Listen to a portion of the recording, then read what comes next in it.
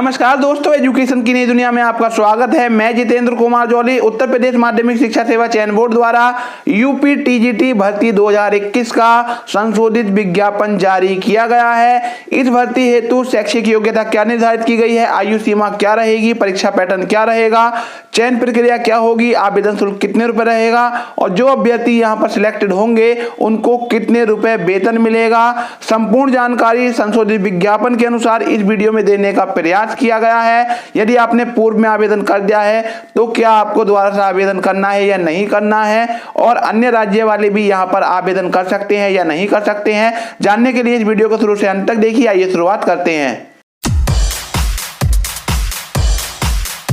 देखिए, इस वीडियो में हम केवल यूपी टीजीटी अर्थात प्रशिक्षित स्नातक शिक्षक भर्ती 2021 के बारे में बात करेंगे। तो देखिए, यहाँ पर सबसे पहले बात कर लेते हैं इंपॉर्टेंट डेट्स की। तो आवेदन प्रक्रिया 16 मार्च 2021 से प्रारंभ हो चुकी है और आप लोग ऑनलाइन शुल्क यहाँ पर 16 मार्च 2021 से जमा कर सकते हैं। ऑनलाइन आवेदन भाग 1 पंजीकरण की अंतिम तिथि जो है वो 11 अप्रैल 2021 निर्धारित की गई है।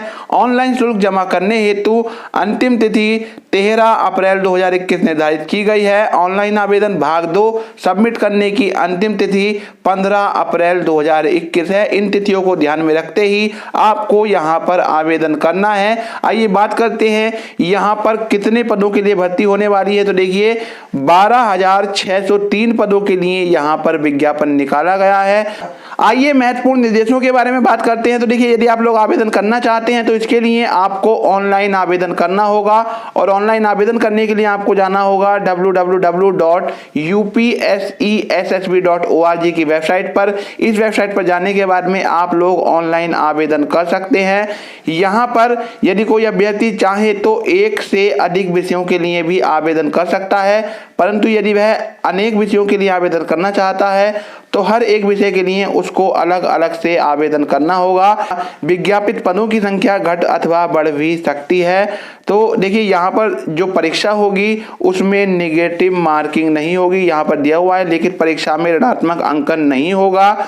तो यहाँ पर जो पेपर आएगा वो हिंदी और अंग्रेजी दोनों भाषाओं में आएगा। भाषा संबंधी जो प्रश्न पत्र होगा वो उसी भाषा में होगा जिस भाषा का आप यहाँ पर चुनाव कर रहे हैं। यदि आप हिंदी के लिए आवेदन कर रहे हैं तो आपका प्रश्न पत्र हिंदी में होगा, संस्कृत वालों का संस्कृत में, अंग्रेजी वालों का अंग्रेजी में तथा उर्दू वालों का प्रश्न पत्र उर्दू में होगा। शेष सभी प्रश्न हिंदी और अंग्रेजी दोनों भाषाओं में आपको देखने के लिए मिलेंगे।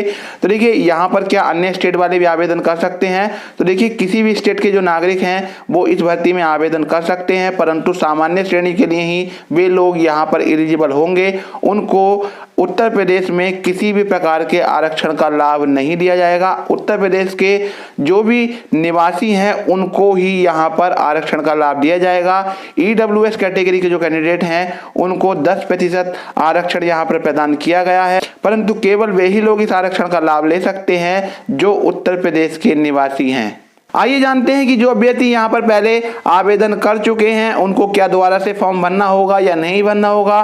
तो देखिए, यहाँ पर दिया हुआ है प्रथम चरण कैंडिडेट रजिस्ट्रेशन। अप्लाई पर क्लिक करते ही प्रत्येक संवर्ग के अंतर्गत विज्ञापित विषय में विज्ञापित पदों की प्रकृति, पे स्केल, न्यूनतम प्रवेश आयु, पदों की संख्या तथा उनकी अहर्ता की सूची प्रदर्शित होगी। विषय के सम्मुख रजिस्ट्रेशन पर क्लिक करने पर अभ्यर्थियों हेतु महत्वपूर्ण निर्देश व अभ्यर्थियों द्वारा की जाने वाली घोषणा का पृष्ठ प्रदर्शित होगा। संपूर्ण निर्देशों का भलीभांति अध्ययन करने के उपरांत अभ्यर्थी द्वारा घोषणा के सापेक्ष स्वीकृति प्रदान की जाएगी। इसके उपरांत अभ्यर्थी को उत्तर प्रदेश माध्यमिक शिक्षा सेवा चयन बोर्ड प्रयागराज द्वारा वर्ष 2020 में निरस्त किए गए विज्ञापन के आवेदन तथा उसके सापेक्ष शुल्क भुगतान की सूचना प्रदान करनी होगी। तो यदि आपने पहले आवेदन कर दिया है तो आपको ये सूचना यहाँ पर प्रदान करनी होगी। यदि अभ्यर्थी द्वारा उक्त विज्ञापन में आवेदन किया गया हो तो पूर्व आवेदन पंजीकरण संख्या की प्रविष्टि करते हुए उसी विषय और पद के सापेक्ष पुनः आवेदन करके शुल्क में छूट का लाभ ले सकते हैं, अन्यथा की दशा में नया आवेदन कर सकते हैं। तत्पश्चात कैंडिडेट रजिस्ट्रेशन फॉर्म प्रदर्शित होगा। तो यहाँ पर जिन लोगों ने पहले आवेदन कर दिया है उनको दोबारा से आवेदन करना है और उनको अपना यहाँ पर रजिस्ट्रेशन नंबर पुराना वाला भर देना है, जिससे यदि वे लोग उसी विषय और उसी पद के लिए आवेदन कर रहे हैं तो उनको शुल्क में छूट का लाभ मिल जाएगा, अन्यथा की दशा में आपको नया फॉर्म भरना होगा। आइए आवेदन शुल्क की बात करते हैं। तो देखिए, अनारक्षित श्रेणी के जो कैंडिडेट हैं उनको 750 रुपये आवेदन शुल्क देना होगा। ईडब्ल्यूएस कैटेगरी के अभ्यर्थियों को 450 रुपये आवेदन शुल्क देना होगा। अन्य पिछड़ा वर्ग के जो अभ्यर्थी हैं उनको 750 रुपये आवेदन शुल्क देना होगा। अनुसूचित जाति के जो अभ्यर्थी हैं उनको 450 रुपये आवेदन शुल्क देना है। अनुसूचित जनजाति के जो अभ्यर्थी हैं उनको 250 रुपये आवेदन शुल्क देना है। स्वतंत्रता संग्राम सेनानी जो है उनको अपनी श्रेणी के अनुसार यहाँ पर आवेदन शुल्क देना है। भूतपूर्व सैनिकों को भी अपनी मूल श्रेणी के अनुसार यहाँ पर आवेदन शुल्क देना है। महिला अभ्यर्थियों को भी उनकी श्रेणी के आधार पर आवेदन शुल्क देना है। और विकलांग अभ्यर्थी जो हैं उनको निर्धारित शुल्क के आधे का भुगतान करना है। आइए आयु सीमा की बात करते हैं। तो यदि आप यहाँ पर आवेदन करना चाहते हैं तो आपकी आयु 1 जुलाई 2021 को 21 वर्ष से कम नहीं होनी चाहिए। यदि आपकी आयु 21 वर्ष से कम है तो आप लोग यहाँ पर आवेदन नहीं कर सकते हैं। अधिकतम आयु सीमा की यहाँ पर कोई बाध्यता नहीं है। यदि आपकी अधिकतम आयु रिटायरमेंट की आयु से कम है तो आप लोग यहाँ पर आवेदन कर सकते हैं। अर्हता की तिथि, आवेदन प्राप्त करने की अंतिम तिथि अर्हता की तिथि मानी जाएगी, अर्थात जिस तिथि को आप आवेदन कर रहे हैं उससे पूर्व में आपने अपनी संपूर्ण शैक्षिक योग्यता प्राप्त कर रखी होनी चाहिए। बहुत सारे कैंडिडेट सवाल करते हैं कि मैं बीएड कर रहा हूँ या फिर ग्रेजुएशन कर रहा हूँ तो क्या मैं यहाँ पर आवेदन कर सकता हूँ। तो ऐसे अभ्यर्थी जिनका बीएड पूरा नहीं हुआ है वे लोग यहाँ पर आवेदन नहीं कर सकते हैं। आइए जानते हैं कि इस भर्ती में जो लोग यहाँ पर सिलेक्ट होंगे उनको कितना वेतन मिलेगा। तो उनको 4600 ग्रेड पे मिलेगा। 4600 ग्रेड पे के आधार पर यदि हिसाब लगाया जाए तो ऐसे अभ्यर्थियों का जो प्रारंभिक वेतन होगा वो लगभग 55,000 रुपए के आसपास होगा। आइए जानते हैं कि यहाँ पर चयन प्रक्रिया क्या रहेगी। तो प्रशिक्षित स्नातक शिक्षक पद पर चयन अधिसूचना दिनांक 18 फरवरी 2019 संशोधित उत्तर प्रदेश माध्यमिक शिक्षा सेवा चयन बोर्ड नियमावली 1998 के अनुसार यहाँ पर केवल लिखित परीक्षा के आधार पर अभ्यर्थियों का चयन होगा। लिखित परीक्षा में 500 अंकों का एक प्रश्न पत्र आपको देखने के लिए मिलेगा। इस 500 अंकों के प्रश्न पत्र में बहुविकल्पीय प्रश्न होंगे और ये प्रश्न उस विषय से संबंधित होंगे जिसके लिए आपने आवेदन किया है। यहाँ पर कुल 125 प्रश्न होंगे और एक प्रश्न 4 अंकों का होगा। सभी प्रश्न अनिवार्य होंगे, नेगेटिव मार्किंग यहाँ पर नहीं होगी। तो देखिए किस विषय का यहाँ पर क्या सिलेबस रखा गया है और उसको आप किस प्रकार से डाउनलोड कर सकते हैं, इस बारे में एक वीडियो में पहले ही बना चुका हूँ। उसका लिंक आपको आई बटन में और एंड स्क्रीन पर मिल जाएगा, आप उस वीडियो को देख सकते हैं। इस पेपर को सॉल्व करने के लिए यहाँ पर अभ्यर्थियों को कितना समय दिया गया है इस बारे में बात कर लेते हैं। तो देखिए दिया हुआ है कि 2 घंटे की यहाँ पर समय अवधि होगी और इसी में ही आपको 125 प्रश्नों के उत्तर देने होंगे। प्रश्नों का क्या स्वरूप रहेगा, सभी प्रश्न बहुविकल्पीय एमसीक्यू मल्टीपल चॉइस क्वेश्चन होंगे।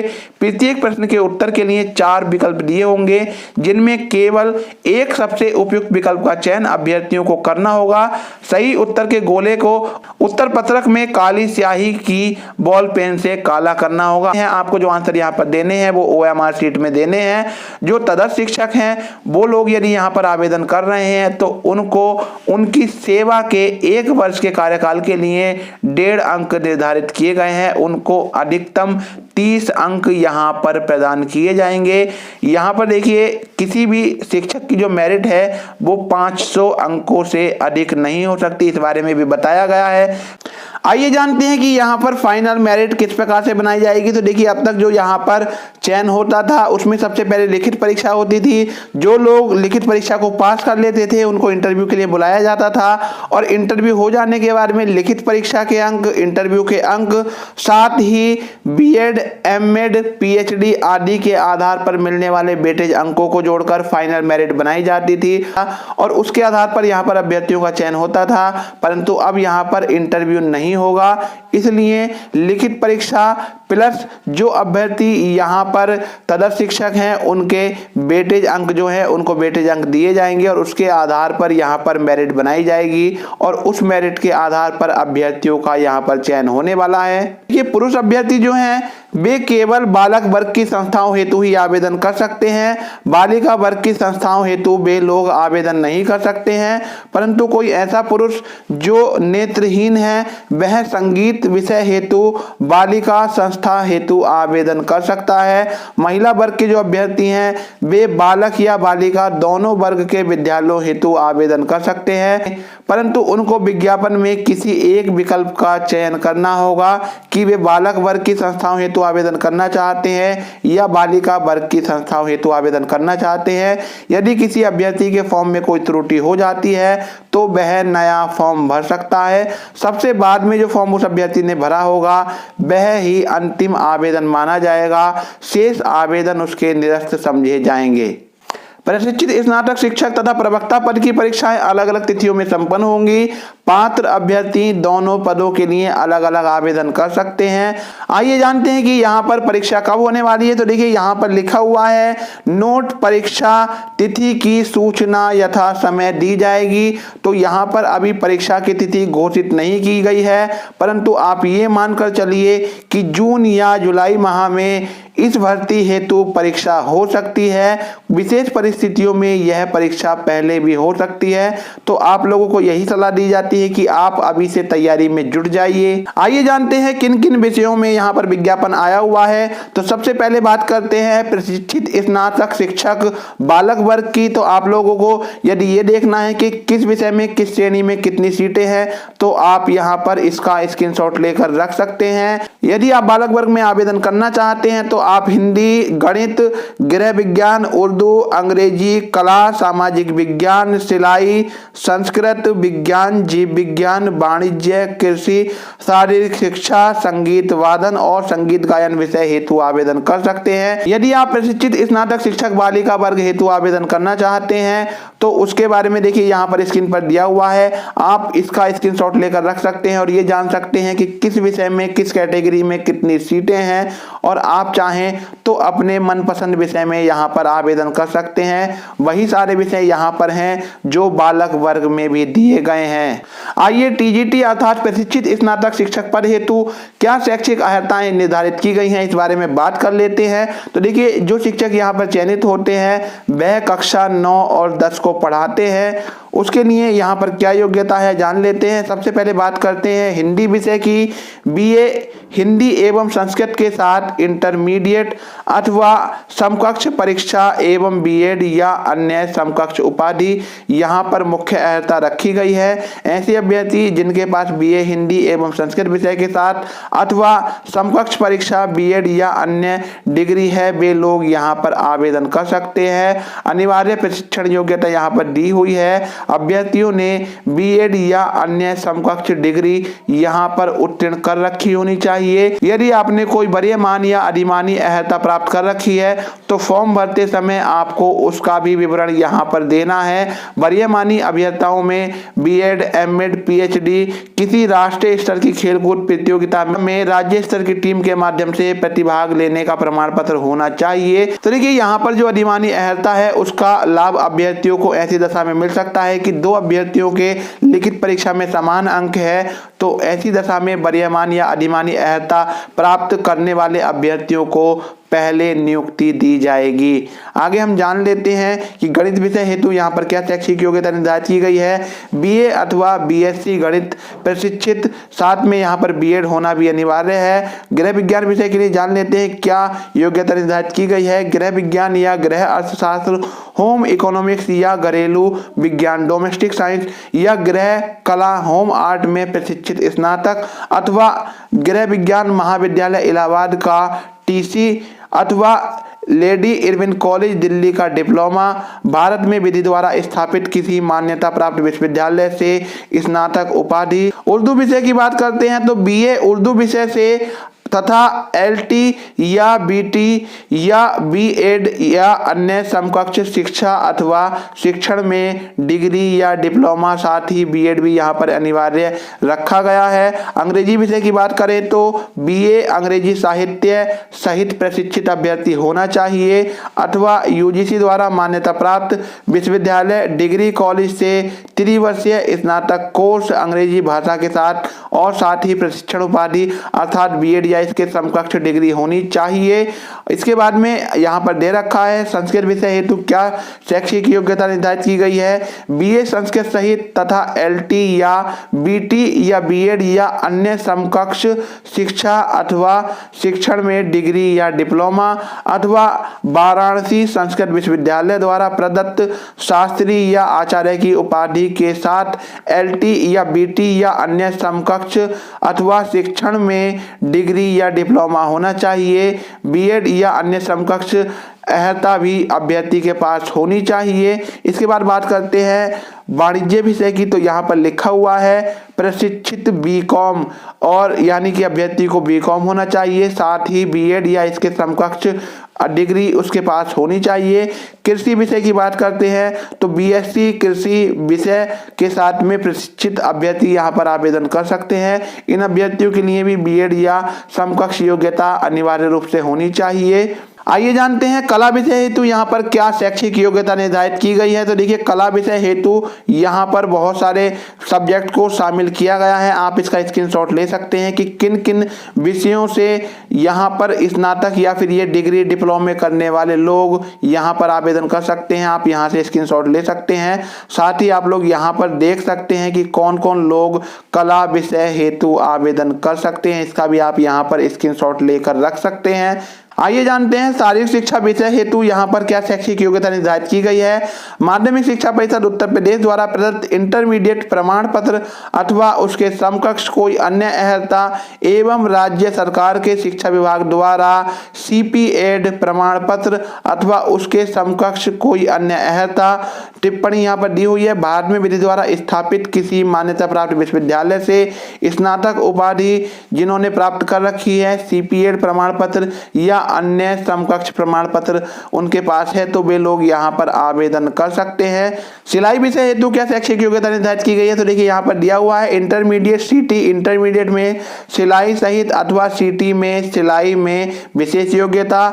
ख ऑप्शन यहाँ पर दिया हुआ है हाई स्कूल तथा नंबर 1 प्रेम महाविद्यालय वृंदावन से डिप्लोमा अथवा Arya Samaj tailoring institute Arya Samaj road Lucknow से डिप्लोमा अथवा सरकार से मान्यता प्राप्त किसी भी संस्था से 2 वर्ष के पाठ्यक्रम के पश्चात दिया जाने वाला सिलाई का डिप्लोमा। तो देखिए यहाँ पर दिया हुआ है ख ऑप्शन के अंतर्गत योग्यताएं रखने वाले अध्यापकों को स्थायी नियुक्ति से पूर्व शिक्षा निदेशक द्वारा संचालित अथवा स्वीकृत अध्यापन विज्ञान संबंधी प्रशिक्षण सामान्यतः पूर्ण करना चाहिए। सुपात्रों को इस अध्यापन विज्ञान संबंधी प्रशिक्षण से छूट दी जा सकती है। यहाँ पर इस विषय हेतु बीएड अनिवार्य नहीं रखा गया है। आगे बात करते हैं विज्ञान विषय की, तो ऐसे अभ्यर्थी जिन्होंने भौतिक विज्ञान तथा रसायन विज्ञान के साथ में बीएससी की है और उन्होंने बीएड या इसके समकक्ष योग्यता भी प्राप्त कर रखी है तो वे लोग यहाँ पर विज्ञान विषय हेतु आवेदन कर सकते हैं। आगे बात करते हैं संगीत विषय की, तो संगीत विषय की शैक्षिक योग्यता यहाँ पर दी हुई है। आप इसका स्क्रीनशॉट ले सकते हैं। यदि आपके पास इनमें से कोई योग्यता होगी तो आप संगीत विषय हेतु आवेदन कर पाएंगे। आगे बात कर लेते हैं सामाजिक विज्ञान विषय की, तो देखिए सामाजिक विज्ञान विषय के लिए दिया हुआ है निम्नलिखित में से किन्हीं 2 विषयों के साथ में बीए प्रशिक्षण सहित, यानी आपके पास में बीए की उपाधि होनी चाहिए और बीए में इनमें से कोई से भी 2 विषय होने चाहिए, इतिहास, राजनीति शास्त्र, भूगोल या अर्थशास्त्र। इनमें से यदि आपके पास 2 विषय हैं और आपने बीएड कर रखा है तो आप लोग सामाजिक विज्ञान विषय हेतु आवेदन कर सकते हैं। जीव विज्ञान विषय की बात करते हैं कि जीव विज्ञान के लिए क्या शैक्षिक योग्यता निर्धारित की गई है। तो देखिए यहाँ पर दिया हुआ है जीव विज्ञान, जंतु विज्ञान तथा वनस्पति विज्ञान के साथ में बीएससी प्रशिक्षित, यानी आपने जंतु विज्ञान या वनस्पति विज्ञान के साथ में बीएससी कर रखा है और आपके पास में बीएड या अन्य समकक्ष योग्यता है तो आप लोग यहाँ पर आवेदन कर सकते हैं। यदि आप लोग ऑनलाइन आवेदन करना चाहते हैं या फिर फुल विज्ञापन डाउनलोड करना चाहते हैं तो इसके लिए आपको जाना होगा www.upsessb.org की वेबसाइट पर। जैसे ही आप इस वेबसाइट पर पहुंचेंगे आपको कुछ इस प्रकार का इंटरफेस यहाँ पर नजर आएगा। यहाँ पर दिया हुआ है एडवर्टाइजमेंट 2021। यहाँ पर क्लिक करने के बाद में आप टीजीटी भर्ती का विज्ञापन डाउनलोड कर सकते हैं और यदि आप ऑनलाइन आवेदन करना चाहते हैं तो क्लिक हेयर टू अप्लाई वाले ऑप्शन पर जाने जाने के बाद में आप एक नए पेज पर पहुंच जाएंगे और उस पेज पर पहुंचने के बाद में आप यहां पर टीजीटी और पीजीटी के लिए अप्लाई कर सकते हैं।